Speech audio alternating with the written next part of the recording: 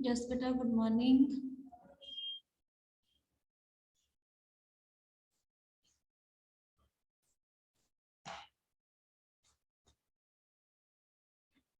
Let's other join, then we will start within 2-3 minutes. Today we will read chapter number 23, key elements of democratic government.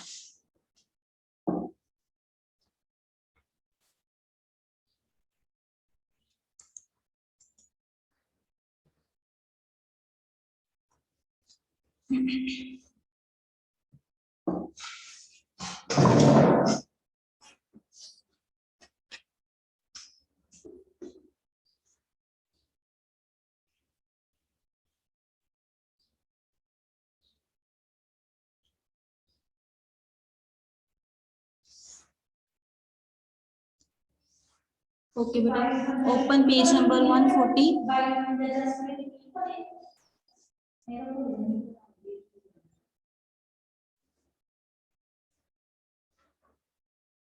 72 बन जाओ। Jasmine है ma'am, jasmine. Yes बेटा, let's start. की elements of democratic government, कि जो democratic government है, जो government लोगों को खुद चूज करने का राइट है ना, खुद वो सिलेक्ट करते हैं अपना रिप्रेजेंटेटिव, उसमें जो है पार्टिसिपेशन कैसे होती है। ठीक है, let's read and take out your pencil, underline the main lines. Okay, first grocery में देखो, फर्स्ट 3 जो टर्म्स है वो आपको पता होनी चाहिए कि क्या होती है। फर्स्ट है दलित्स। दलित्स है बेटा डाउन ट्रॉडन, वो दबे कुचले लोग जो लोवेस्ट कास्ट से बिलोंग करते हैं, दलित्स बोलते हैं हम उन्हें। ठीक है, बिल्कुल डाउन माना जाता है जिन्हें। नेक्स्ट है अपार्थिड। अपार्थिड क्या होता है, रेस का जो है ब्लैक व्हाइट के बीच का जो डिफरेंस है, कि जो ये ब्लैक है ये व्हाइट है, जो उनके लिए उनके साथ डिस्क्रिमिनेशन होता है, उसे बोलते हैं हम अपार्थिड। नेक्स्ट है डिक्टेटरशिप। डिक्टेटरशिप क्या होता है, अ सिस्टम, एक ऐसा सिस्टम जिसमें एक पर्सन के पास अथॉरिटी होती है, वही गवर्नमेंट होता है, लोगों उसको वही मतलब वही राजा होगा, उनका वही अथॉरिटी है, जो वो दिल करेगा चाहेगा, उन्हें लोगों को चेंज करने का कोई अधिकार नहीं, दैट इज डिक्टेटरशिप। अब इसके पार्टिसिपेशन पढ़ेंगे। Participation is an important element in the working of a democratic government. Participation जो है वो सबसे ज्यादा इंपॉर्टेंट है। ठीक है, डेमोक्रेसी वैसे होता क्या है, डेमोक्रेसी इज द गवर्नमेंट, एक ऐसी सरकार of the people by the people for the people, लोगों के लिए, लोगों के द्वारा, लोगों की ही चुनी हुई सरकार। ठीक है, this it is foundation of democratic setup. तभी से ही माना जाने लगा कि जो फाउंडेशन है वो डेमोक्रेसी की हो चुकी थी। In the absence of peoples participation democracy can neither be real. अगर लोग पार्टिसिपेट नहीं करेंगे तो डेमोक्रेसी ना ही रियल मानी जाएगी, ना ही फ्रूटफुल होगी, ना ही उसका कोई फायदा हमें होगा। Participation means the participation of the people in the running of the government. Participation का मतलब क्या होता है, लोगों का सरकार चुनने में, सरकार को चलाने में, सरकार को जो चलाने में जो लोगों की पार्टिसिपेशन है, that is called participation in the activities of state. In a democracy, people are given the rights and the opportunities to actively participate in the government activities to all levels without any distinction or discrimination. जो democracy है इसमें क्या होता है, लोगों को अधिकार दिए जाते हैं, राइट्स दिए जाते हैं, अपॉर्चुनिटीज दी जाती हैं कि वो सरकार में कुछ एक्टिविटीज में पार्टिसिपेट करे, चाहे वो कोई भी लेवल हो, नेशनल लेवल हो, जो है सेंट्रल लेवल हो, स्टेट लेवल हो, कोई भी डिस्क्रिमिनेशन ना किया जाए, है ना। तो लास्ट चैप्टर में हमने क्या पढ़ा था, यूनिवर्सल अडल्ट फ्रेंचाइज के बारे में पढ़ा था। ये सबसे ज्यादा इंपॉर्टेंट फॉर्म है पार्टिसिपेशन की, सरकार खुद चुन के, इलेक्शंस, वोट देके अपनी, है ना। Participation includes active participation in decision making and decision implementing process also. People should have effective say in the formation of the government and supervision of the action of the government officials. यही एक तरीका है जो सरकार को बनाने के लिए इंपॉर्टेंट है और उनको सुपरविजन देखने के लिए। ठीक है, all governments are elected for a fixed period for 5 years in India. India में जो गवर्नमेंट है 5 years के लिए फिक्स की जाती है। वंस इलेक्टेड, एक बार जब इलेक्ट की करगी, जो सरकार चुन ली गई, governments can stay in power, वो ही गवर्नमेंट पावर में रहेगी 5 इयर्स तक, कोई कुछ नहीं कर सकता, एक बार जो जीत गए वही बनेंगे। ठीक है, if the government wants to continue to be in power, अगर वो दोबारा से फिर कंटिन्यू रहना चाहती है पावर के, कि हम आगे वाले 5 सालों में भी हमारी ही सरकार आए, तो उनके लिए क्या होना चाहिए, लोग उन्हें चुनेंगे। जैसे अब पहले कौन था, कैप्टन अमरिंदर सिंह, है ना, 5 इयर्स के लिए हमने उन्हें चुना था। अगर हम चाहते हैं कि वही बने, है ना, वही 5 इयर्स के लिए दोबारा फिर से आए, तो क्या होगा, उन्हें ही चुनना होगा लोगों को। ठीक है, it is just for example, ये मैंने आपको एग्जाम्पल दी है। ठीक है, next paragraph, as said earlier voting is the one way the people participate in the process of the government. सबसे ज्यादा मेन पार्टिसिपेट का प्रोसेस क्या है, वोटिंग सिस्टम, वोट देके हम उनसे जीत सकते हैं, जिता सकते हैं। People also participate by taking an interest in the working of the government and by criticising it when required. जब हमें लगे कि सरकार अच्छे से काम नहीं कर रही, हमें उन्हें क्रिटिसाइज भी करने का अधिकार है। ठीक है, इन अगस्त 2005 में क्या हुआ था, जो स्टेट गवर्नमेंट थी उसने इलेक्ट्रिसिटी का प्राइस जो था बहुत बढ़ा दिया था। People express their disapproval by taking out rallies, लोगों ने सरकार के अगेंस्ट गए, रैलीज की, इकट्ठ किया लोगों का, सिग्नेचर किए, और लोगों गवर्नमेंट को सरकार की बात माननी पड़ गई। जैसे अब फार्मर्स का प्रोटेस्ट चल रहा था, है ना, जो कानून थे वो खेती कानून जो थे वो लागू हो रहे थे, हम देख रहे थे, उन्हें इम्प्लीमेंट कर रहा था मोदी, है ना, जो मोदी जी ने क्या करना था, उन्हें इम्प्लीमेंट करना था। तो क्या किया लोगों ने, रैलीज की, इकट्ठ किया, कंपेन बनाया, उसके ऊपर साइन किए, है ना। क्यों, क्योंकि लोग क्या चाहते थे कि वो डिसअप्रूवल हुए, ताकि जो सेंट्रल गवर्नमेंट है उसे अप्रूवल ना दे दे। सेम करंट एग्जांपल देके आपको समझा रही हूँ, मतलब ये भी एक लोगों का राइट है, अगर वो सरकार के अगेंस्ट जाना चाहे, उनके खिलाफ कोई भी रैली, कोई भी इकट्ठ, कोई भी डिसअप्रूवल के लिए कोई भी एक्टिविटी की जा सकती है। सरकार के खिलाफ बोलना भी एक अधिकार है, हमें अधिकार दिया गया है, ये हमारे कॉन्स्टिट्यूशन में लिखा गया है। अगर हमें कोई सरकार की वर्किंग से खुश नहीं है, तो उसके अगेंस्ट हम कभी भी कोई भी एक्शन ले सकते हैं, कहीं भी उनके खिलाफ कोई भी लेक्चर दे सकते हैं। There are many ways in which people express their views, बहुत सारे तरीके हैं, लोग अपने व्यूज एक्सप्रेस करते हैं, धरना लगाते हैं, स्ट्राइक करते हैं, रैलीज करते हैं, बहुत सारे तरीके हैं, है ना, मीडिया में लिखते हैं, मैगजीन में लिखते हैं, टेलीविजन पे इंटरव्यू देते हैं, तो ये सारी चीजें बहुत इंपॉर्टेंट है। ठीक है, सोशल मूवमेंट्स चला सकते हैं, जिन्हें कोई भी कम्युनिटी, कोई भी दलित्स, कोई भी माइनॉरिटी जो है उन्हें चला रही है। ओके, नेक्स्ट देखो, अकाउंटेबिलिटी। अकाउंटेबिलिटी क्या होती है, a democratic government is a responsible government. जो बेटा डेमोक्रेटिक गवर्नमेंट होती है ना, वो रिस्पॉन्सिबल गवर्नमेंट होती है, उसे पता होता है कि हमें सरकार, हमें लोगों ने चुना है, लोग ही हमें वोट ना डाल के हमें उतार भी सकते हैं, सरकार खत्म भी हो सकती है। ठीक है, जो इलेक्टेड रिप्रेजेंटेटिव होते हैं, जिन्होंने हमने चूज किया होता है, सिलेक्ट किया होता है, वो खुद अपने एक्शन के लिए, वो लोगों के लिए खुद रिस्पॉन्सिबल होते हैं। If they don't perform according to the wishes of the people, अगर वो लोगों के अकॉर्डिंग काम नहीं करेंगे, they won't be elected again, तो सरकार दोबारा नहीं उन्हें इलेक्ट करेगी। जैसे इन 5 इयर्स में जो कैप्टन अमरिंदर सिंह थे, उन्होंने कोई काम नहीं किया, कुछ भी नहीं किया, लोगों के वेलफेयर के लिए कोई काम नहीं किया, तो आपको लगता है कि लोग उन्हें दोबारा फिर से इलेक्ट करेंगे? नो, कभी भी नहीं करेंगे, है ना।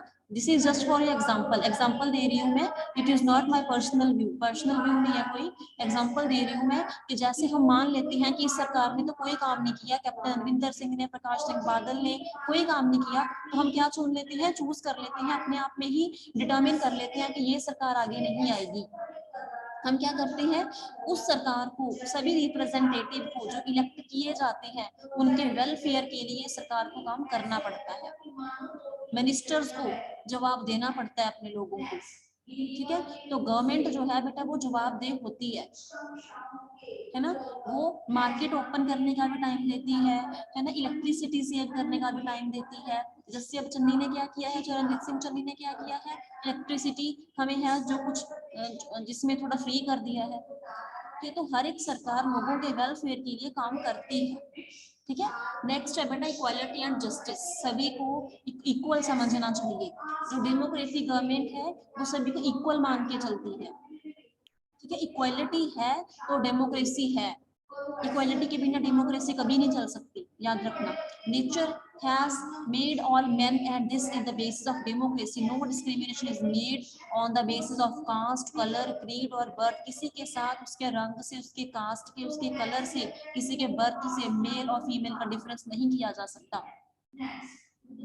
सब कानून के सामने राइट टू इक्वालिटी, सभी बराबर है, किसी के साथ कोई डिस्क्रिमिनेशन नहीं। ये भी हमारा बेटा 14th जो हमारा आर्टिकल है उसके अकॉर्डिंग जो है सेम बिफोर लॉ, कानून के सामने सब बराबर है, ये भी हमारा एक हक है, कॉन्स्टिट्यूशन में लिखा गया है। सभी को बराबर अपॉर्चुनिटीज मिलेंगी, किसी को कोई स्पेसिफिक ट्रीटमेंट नहीं दिया जाएगा, है ना, कोई भी लॉ के ऊपर नहीं है। इक्वालिटी सबको मिलेगी, जस्टिस सबको मिलेगा, न्याय सबको मिलेगा, ठीक है। अब क्या हो गया मॉडर्न टाइम में जो ये जस्टिस है इसका मतलब क्या है, सोशल कंडीशंस, है ना। तो बहुत सारे जो कंसेप्ट हैं वो जस्टिस के क्रिएट किए गए हैं। दीज आर वेरियस फॉर्म्स, इसके हम फॉर्म्स के बारे में पढ़ेंगे। Social justice, economic justice, moral justice, legal justice, political justice, है ना। जस्टिस इज अ की element of a democratic government. Justice है तो डेमोक्रेटिक गवर्नमेंट है। अगर लोगों को लगेगा कि सरकार हमारे साथ न्याय करे तो लोग खुद सरकार चुनेंगे। एक सोसाइटी तब तक ही एग्जिस्ट करेगी जब तक सारे इंडिविजुअल, उसके सारे लोग, सारे ह्यूमन बींग्स उन्हें एक माना जाएगा, सभी को अपॉर्चुनिटीज दी जाएंगी। किसी के नाम, किसी से भी रिलीजन के नाम से, कास्ट के नाम से, कलर के नाम से कोई भी डिस्क्रिमिनेशन नहीं होगा, ठीक है। अब आगे देखो, दो टर्म्स दी गई हैं, political injustice, legal injustice. Political injustice क्या होता है, people should have opportunity to put their pressure on the government. लोगों के पास पूरी अपॉर्चुनिटी होनी चाहिए कि वो गवर्नमेंट के ऊपर अपना प्रेशर बनाए, ठीक है। जो लीगल जस्टिस होता है वो लॉ के द्वारा बनाया जाता है, ठीक है। उन्हें भी ध्यान रखना चाहिए कि हर एक लॉ को बनाते हुए सभी के सामने इक्वालिटी रखी जाए, है ना। पहले क्या होता था, अनटचेबिलिटी थी, छूत-छात था, है ना। जो लोअर क्लासेस थी उनको टच करने से भी बुरा समझा जाता था, उनको सेम वेल से पानी निकालना अलाउ नहीं था। नाउ इट इज बैंड, ये चीज अब जो है गवर्नमेंट ने बिल्कुल ही बैन कर दी है। जो अनटचेबल्स है, मतलब कि जो लोअर कास्ट थे, जिन्हें दलित बोला जाता था, उन्हें पढ़ने नहीं दिया जाता था, वो ट्रांसपोर्ट नहीं कर सकते थे, एक जगह से दूसरे जगह नहीं जा सकते थे, उन्हें कोई मेडिकल फैसिलिटीज नहीं दी जाती थी, कोई उन्हें टेंपल में खड़ने की परमिशन नहीं थी, नहीं जा सकते थे वो टेंपल, है ना। लेकिन जैसे डॉक्टर भीमराव अंबेडकर, जिन्हें फादर ऑफ द कॉन्स्टिट्यूशन बोला जाता है, उन्होंने क्या रियलाइज किया कि इन चीजों को आगे नहीं बढ़े देना जाना चाहिए, ये चीज आगे नहीं चलनी चाहिए, सभी को जस्टिस मिलना चाहिए, सभी के साथ इक्वालिटी होनी चाहिए, है ना। तो उन्होंने क्या किया, male children given more value care than female children. क्या किया जाता था, घर के जो बॉयज थे उन्हें पढ़ाया जाता था, फीमेल को अलाउ ही नहीं होता था स्कूल जाना, घर जाना, घर पे बैठे रहो, मंदिर मस्जिद नहीं जा सकते थे, डिस्क्रिमिनेशन किया जाता था, इनइक्वालिटी से फीमेल सफर कर रही थी। तो इन सब चीजों को प्रमोट करने के लिए जो स्पेसिफिक प्रोविजंस हैं, waiving, lowering to fee for girl, ये सब जो है उस टाइम चल रहा था, जिसके अगेंस्ट जो थे लॉज बनाए गए। अब रेजोल्यूशन ऑफ कॉन्फ्लिक्ट, हर एक कंट्री में, हर एक गवर्नमेंट में लोगों के बीच कॉन्फ्लिक्ट्स, डिस्प्यूट्स, इश्यूज होते रहते हैं। कोई विवाद, किसी टॉपिक को लेके आपस में ना बनना, है ना, कॉन्फ्लिक्ट चलते रहते हैं। कब आते हैं कॉन्फ्लिक्ट्स, कब आते हैं, जब अलग अलग people of different cultures, religions, regions, economic background do not get along with each other. जब अलग अलग कास्ट के लोग, अलग अलग रिलीजन के लोग, अलग अलग कल्चर के लोग एक दूसरे के साथ नहीं चलते, है ना, एक दूसरे के साथ कुछ फील करते हैं, डिस्क्रिमिनेशन किया जाता है, तो वहां पे डिस्प्यूट क्रिएट हो जाता है ना। लोग डरते हैं, टेंशन में रहते हैं, तो उस जगह पे भी गवर्नमेंट ही रिस्पॉन्सिबल है कि चल रहे स्टेट में या सेंट्रल गवर्नमेंट की ही ड्यूटी है कि उनको ध्यान से देखे, उनको सारे इश्यूज को, सभी मैटर को सॉर्ट आउट करे। During some religions, celebrations, processions are taken out which lead to conflicts. सारे सेलिब्रेशन प्रोजेक्शंस को के ऊपर ध्यान रखा जाता है कि एक एक कन्फ्लिक्ट को सॉल्व किया जाए। जैसे अब एक आपको करंट एग्जांपल देती हूँ, क्या हुआ था कि एक पर्सन आया हरमंदिर साहिब में, गोल्डन टेम्पल में, है ना, वहां पे आके उसने क्या किया, मैस क्रिएट किया वहां पे, है ना। उन्होंने जो गुरु ग्रंथ साहिब थे उनको हर्ट करना चाहा, है ना, उनको टेयर करना चाहा। तो उस कन्फ्लिक्ट को, वो पर्सन है कि क्या कर दिया, कन्फ्लिक्ट, रिलीजन के नाम पे कन्फ्लिक्ट स्टार्ट कर दिया। तो अब गवर्नमेंट क्या कर रही है, उन्हें ढूंढ रही है कि वो पर्सन कौन था, कहाँ से आया था, किसको मिला, किसने उसकी हेल्प की। मतलब कहने का मतलब क्या है, कोई भी इशू है, कोई भी कन्फ्लिक्ट है, कोई भी डिस्प्यूट है, उससे गवर्नमेंट क्या करती है, सॉर्ट आउट करने की कोशिश करती है। कोशिश क्या करती है, वो उनको करना होगा, है ना। The representative of concern communities contact the government officials, जो उस वहां का जो कोई रिप्रेजेंटेटिव होगा, जिन्हें हमने कोई इलेक्ट किया होगा, तो उनको हम क्या करेंगे, वो रिस्पॉन्सिबल होते हैं। ठीक है, ऐसे केसेस में जो पुलिस है वो अपना मेन रोल जो है प्ले करती है। क्लियर?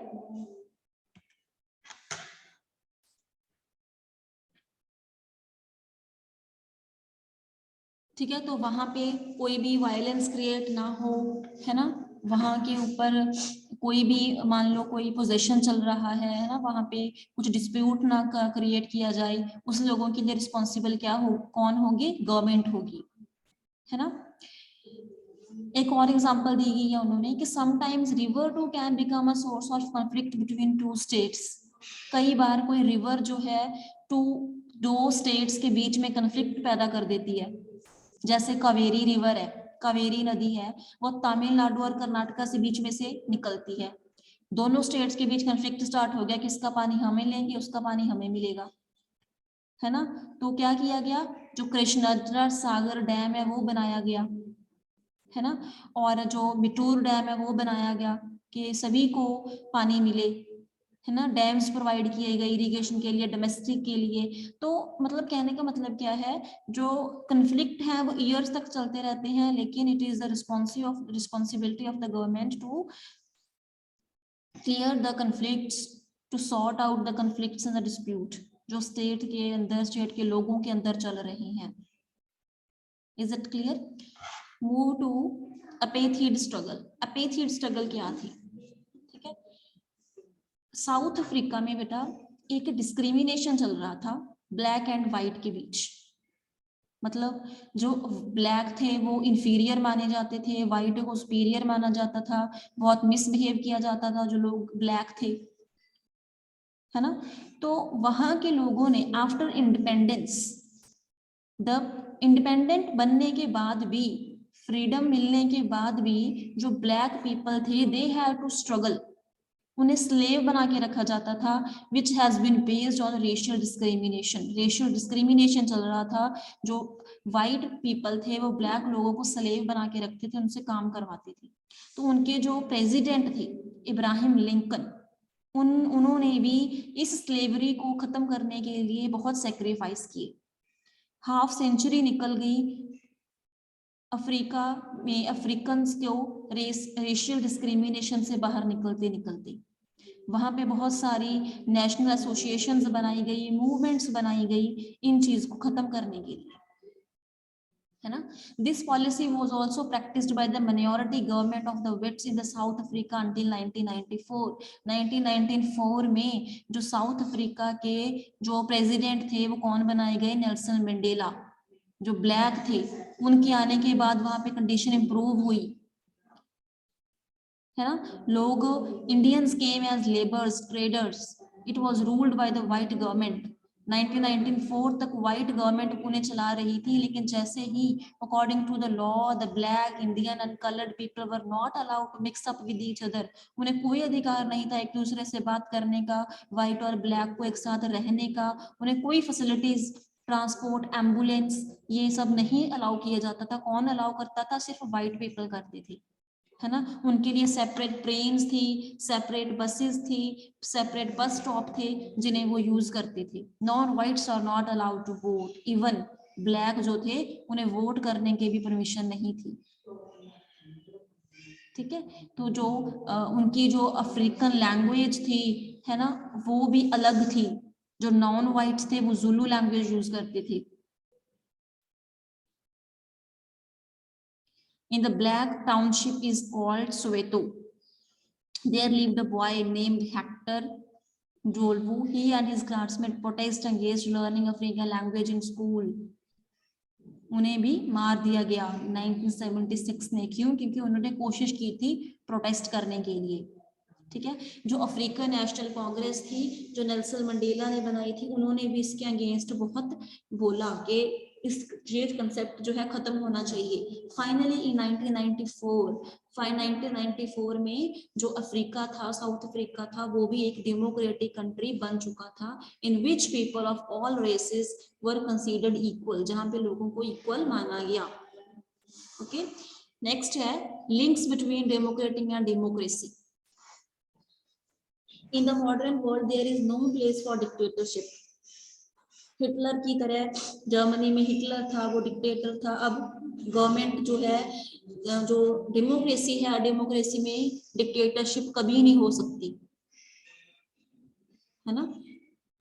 फोर्सफुली रूल अप्लाई किए जाते हैं डिक्टेटरशिप में। लोगों की विलिंगनेस, सैंक्शन की कोई जगह ही नहीं होती। लोगों से कुछ नहीं पूछा जाता, कोई सब कुछ फोर्सफुली होता है। वो जिसको चाहे सजा दे, जिसको चाहे रूल दे, रूल अप्लाई करे ना करे, सबके ऊपर फोर्सफुली सब कुछ किया जाता है, जैसे हिटलर ने किया जर्मनी में। It is the only democratic form of government that elements which can support and sustain a government that can be found. यही एक डेमोक्रेटिक फॉर्म है जिसमें सभी एलिमेंट्स को सपोर्ट किया जाता है। In democratic government there is equal participation of the people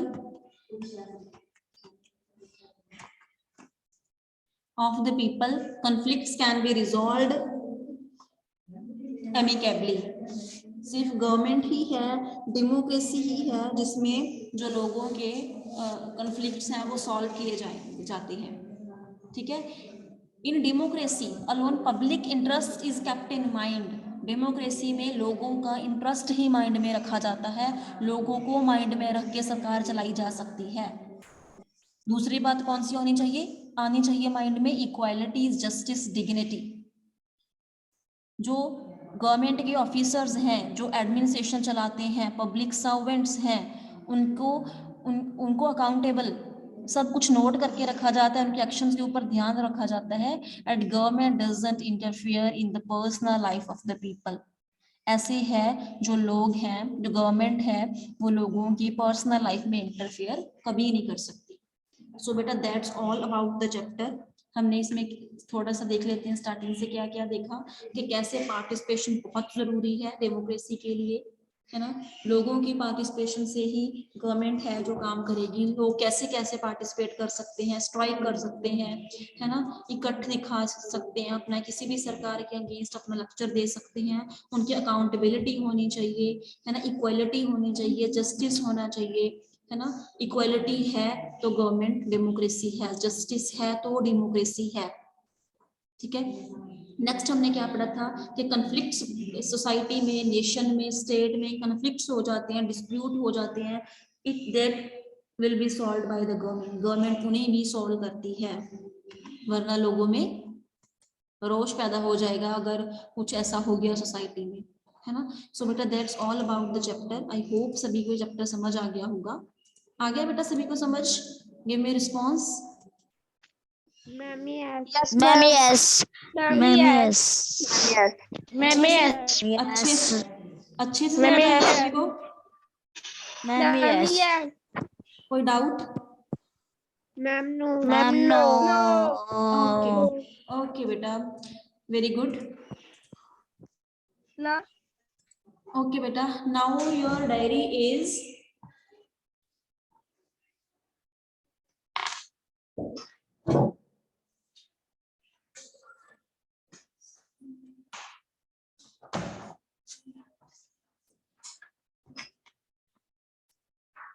अब आपकी बेटा डायरी क्या है, आपने इस चैप्टर के क्वेश्चन आंसर कीवर्ड सारे एक बार अच्छे से रीड करने हैं। Just reading, 2 time reading is enough. 2 बार भी रीड करोगे पूरा चैप्टर आपको क्लियर हो जाएगा। मैंने आपको पहले भी बोला था कि कंसेप्ट क्लियर होना बहुत जरूरी है।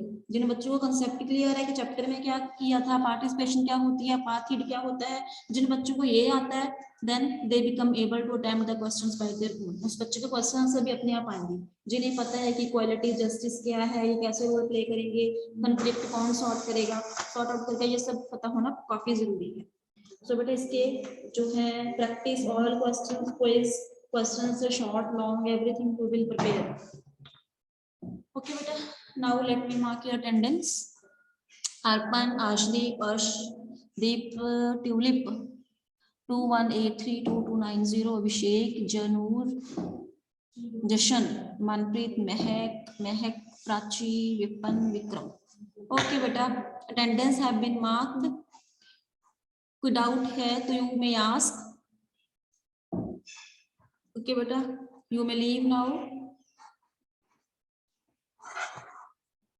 Goodbye to all. Have a nice day.